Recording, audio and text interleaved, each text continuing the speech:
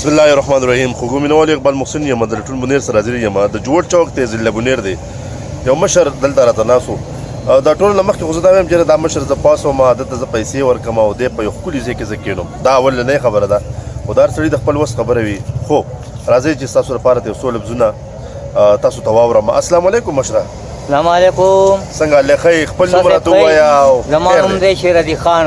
او دا څه کار کوې؟ روزانه سهار چې راوځې دا کار دی چې د بازار کار کوو جی، او په دې پیازو کې لګیا یو او خپله غریبي هم سره کړې ده او لږه ډېره مزدوري کوو.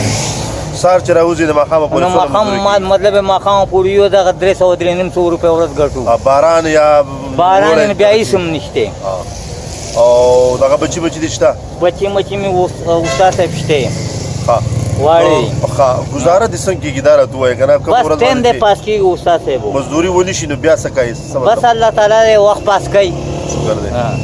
ستاسو ډېره شکریه ادا کوم. کوم خلک چې ستا اواز اوري زیاتتر پکې سوالګري دي، هغوی د څه پیغام لري؟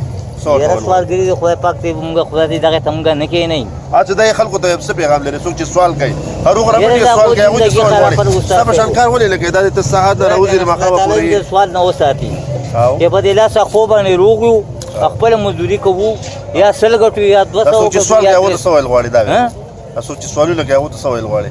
یاره هغو ته خو د خدای پاک دې بیړه غړ کړي او کله چې دا سوال نه کوي که نه خدای خو دې بیړه غړ کړي دا خو بېغیر نور چې دي دا موږ پښتانه وشرموږو. هاي شاباش دا دې که نه وایه که نه یو سړي حق حلالو مزدوري کوه 200 ګټي خو 300 ګټي الله تعالی به په هغې کې برکت اچوي او خدای تعالی به ښه په وخت پاس کوي.